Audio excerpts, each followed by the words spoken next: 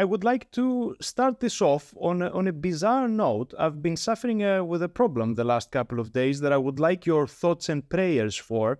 My cat has been stuck on the neighbor's roof now for 2 days. Now, the cat is having this horrific problem that it cannot navigate a drop of about, 20 inches.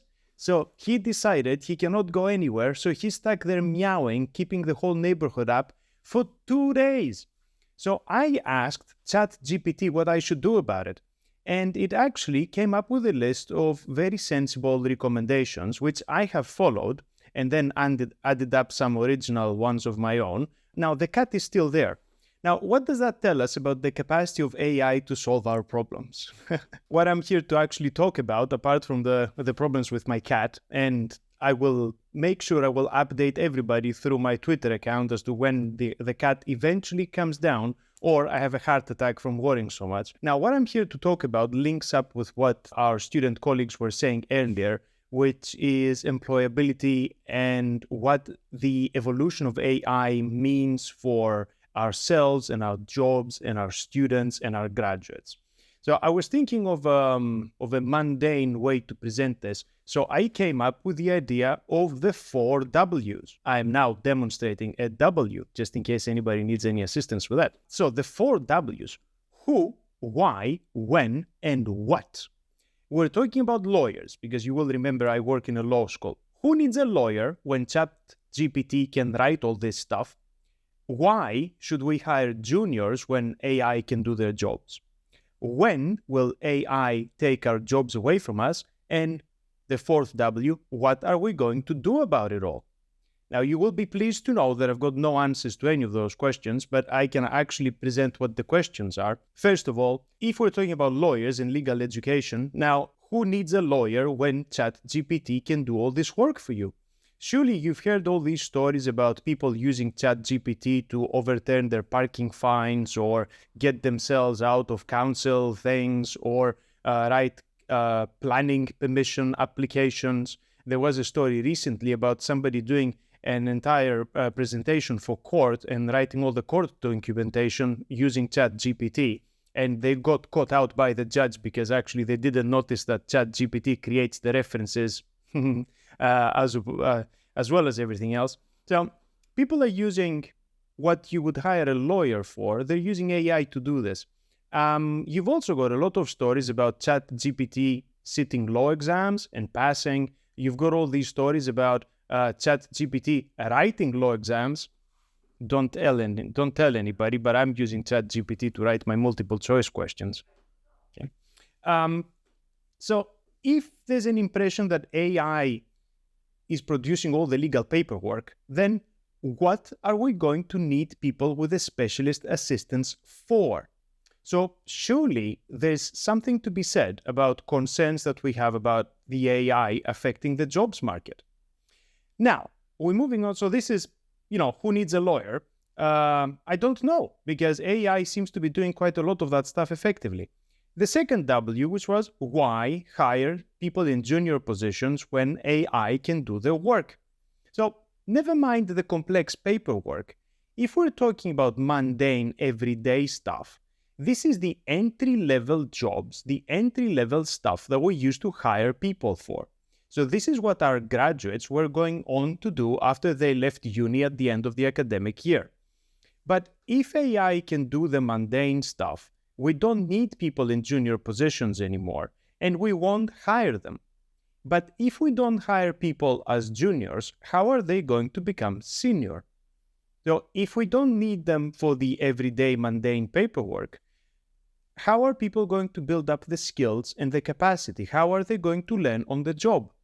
There are certain positions, law famously is one of them, that you apparently spend 3 years at uni in which you learn nothing of significance, and then you go on to a law firm when they teach you how stuff work, and then you learn how to do things. So if the law firms stop being available or they stop hiring juniors, how are the people with a higher level of skills going to turn up? So there's a real danger, I think, that AI will destroy the graduate job market and create a very significant challenge for the people that pay our salaries, because if there's no more graduate jobs market, maybe there's no point in being a graduate. Which brings us to the next W, which is, when will all this happen? When will AI come around and take our jobs? Well, I think it already has. For instance, what's the last time that you hired somebody to do a translation of a document? Who needs a document translator? Because you can feed this into Google or to an AI tool and you can get your translation. Actually, I've got a tip for you. Everybody has used Google Translate, right? Where you select the language on one box and then you've got the output language on the other thing. Did you notice that it can talk for you, that you can ask it to read stuff out? What I discovered recently is that you can ask it to read stuff out in a different accent depending on the language that you chose. So you can write something in English and then ask it to narrate with a Greek accent, which is so you can make everything sound like me.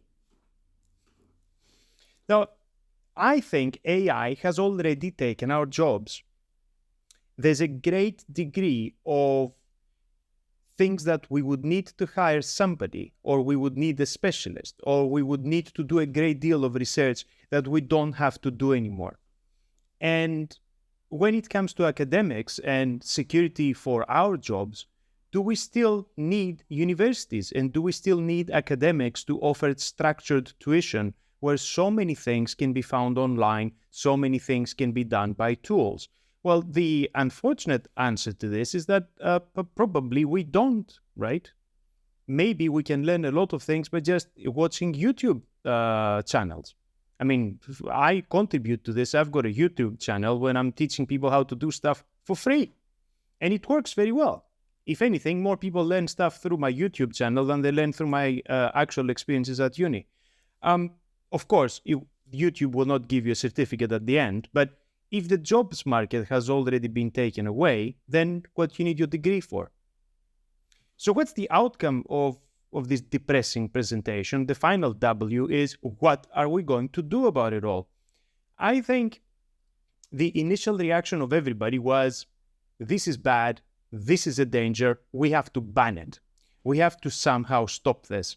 And I think this came out in some of the presentations we had today, where the concern about AI being used for cheating, for plagiarism, and all of that stuff is something that really, really bothers people. I've got a suggestion for you. We should do nothing. I think this is going to be so significant, and it's such a fundamental evolution in the way that we work and we understand the world, that resistance is futile. If anything, if we try to resist, we try to prevent our students from using AI, we try not to integrate it into our teaching and sort of distance ourselves from it, we are doing our students a massive disservice, because the world that they're going to walk out into is going to be dominated by these tools. And I think there are two solutions to the employability problem. Either we produce graduates that are actually cheaper than the AI tools, so they get hired because they can do stuff without costing as much as a subscription to ChatGPT, which really leads to really poor employment prospects, or we make sure that our graduates have got an elevated level of skill, so they're still worth employing and doing something valuable, and they're better than the AI. But for them to be better than the AI, they need to be able to do stuff at a higher level, knowing how to utilize these tools. So my suggestion is to realize the challenge that this creates, but try to use it, not try to fight it. It is not going to be, and I think this illustration works. Many people think that the AI tools are like using a typewriter to using word processor on your computer. It isn't this. The difference is going to be from some sort of medieval monk handwriting a Bible to now a computer doing things. So we're talking about not 50 years of evolution, we're talking about 500 years of evolution that is coming to hit us all at once. So in order to allow our students to come out in the market and have a space and still have a place in a market, then we need to be able to prepare them for all of this.